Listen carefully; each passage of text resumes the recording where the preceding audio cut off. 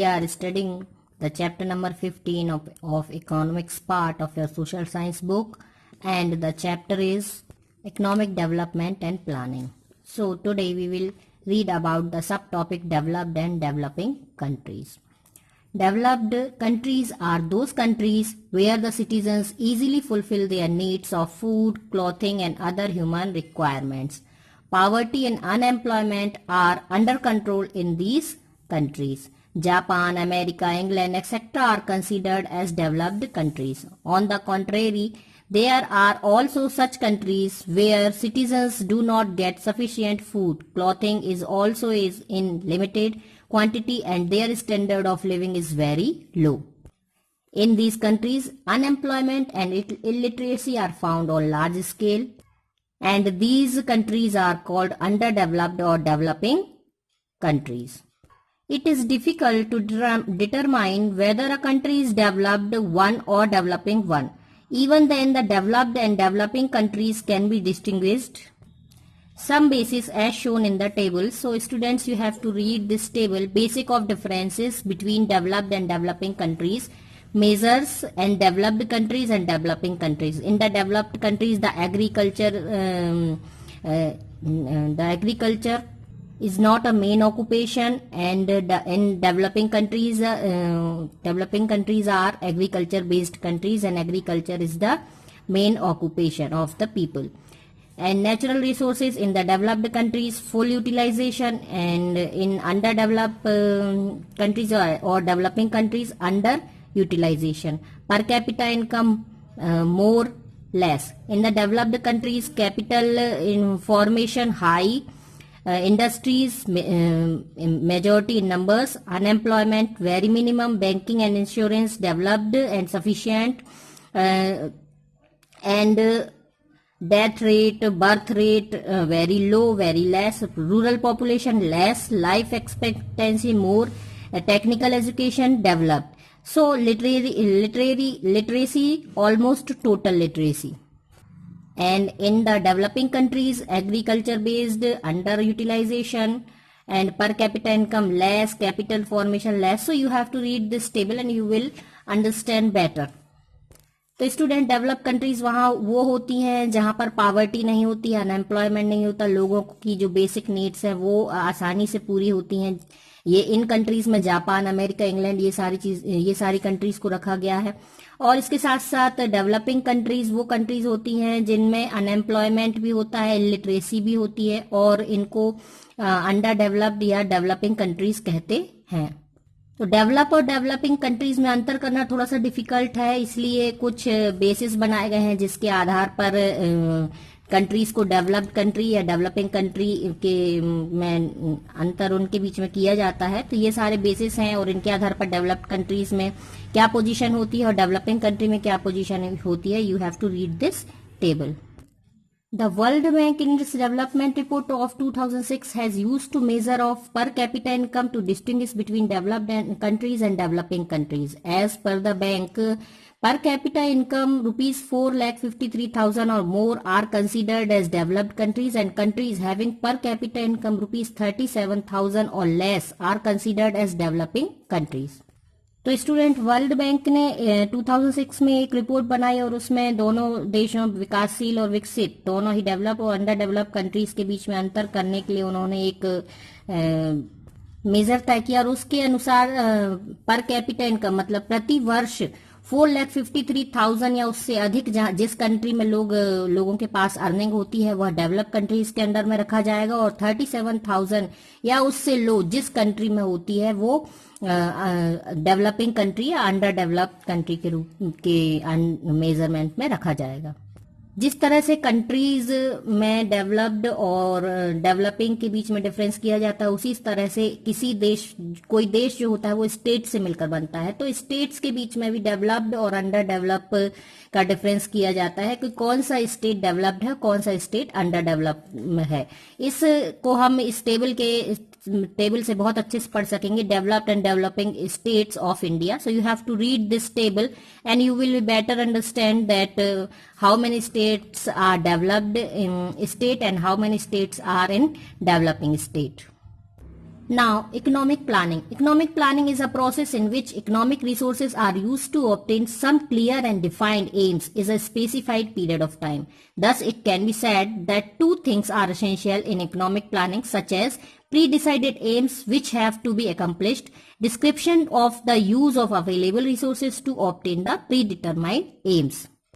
In economic planning, the government decides how will the economic resources be utilized for the maximum satisfaction of the society. So student economic planning वह planning है जिसमें किसी भी country के लिए एक निश्चित टाइम पीरियड सिलेक्ट कर लिया जाता है और उसके अनुसार लक्ष्यों को तय कर लिया जाता है और पूरे जितने भी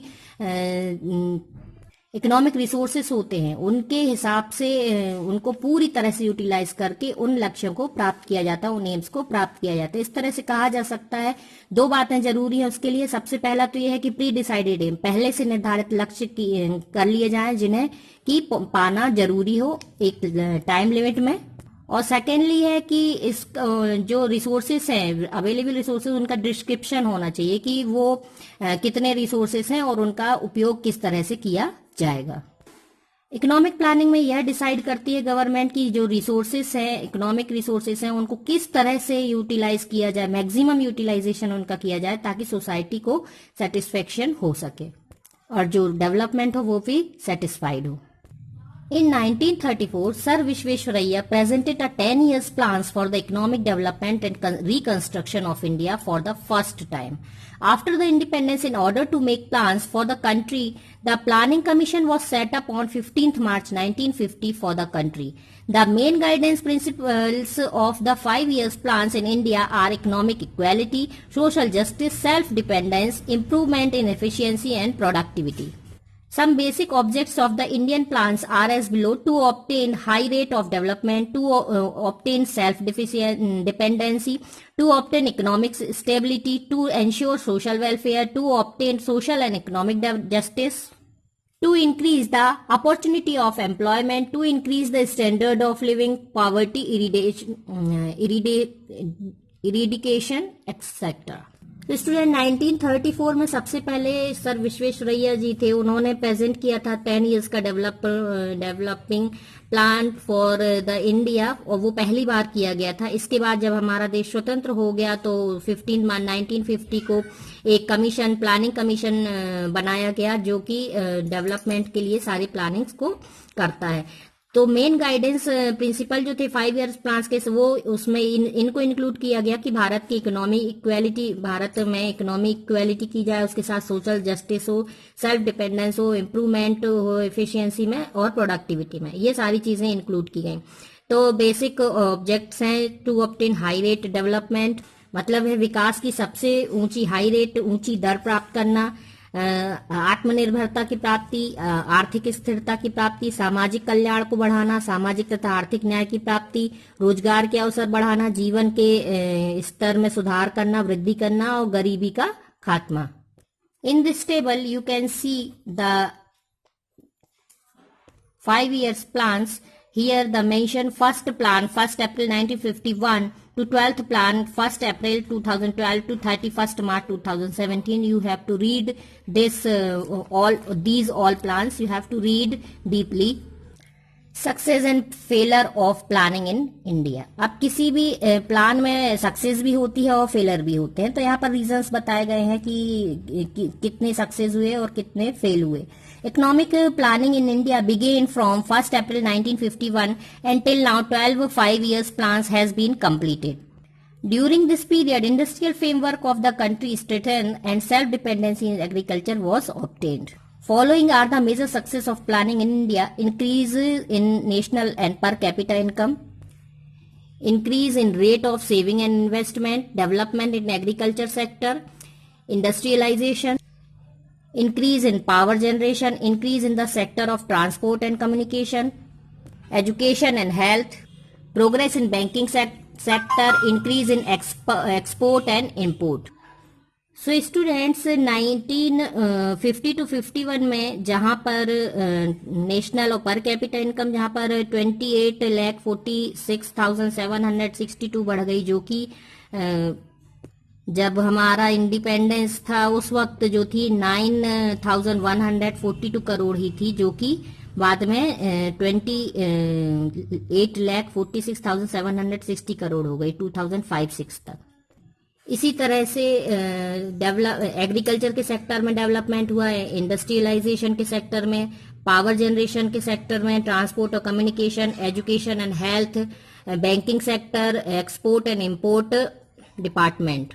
ये सारे ऐसे सेक्टर्स हैं जहां पर बहुत कुछ हद तक जो डेवलप्ड कंट्रीज हैं वहां के करीब हम पहुंच चुके हैं, लेकिन फिर भी बहुत कुछ करना बाकी है। Shortcomings of economic planning in India, कुछ असफलताएं भी रह गई हैं, वो क्या है? Slow progress in per capita income, regional imbalance, increase in prices, increase in unemployment, increase in the disparity of income and wealth, failure of public enterprises. तो स्टूडेंट शॉर्ट कमिंग में हम देख सकते हैं कि प्रोग्रेस तो हुई है, प्लानिंग के हिसाब से हमने अपना एम पाया है, लेकिन उसके बाद भी स्लो प्रोग्रेस हुई है। पर कैपिटा इनकम में भी स्लो प्रोग्रेस हुई है, फिर रीजनल इम्बैलेंस है, प्राइजेस बढ़ गए हैं, अनएम्प्लॉयमेंट बढ़ गया है, पब्लिक इंटरप्राइजेस में फेलर हो गए हैं। तो ये सारे कुछ रीजंस हैं जिनकी कुछ असफलताएं भी हैं, जिनका भारत ने सामना किया है।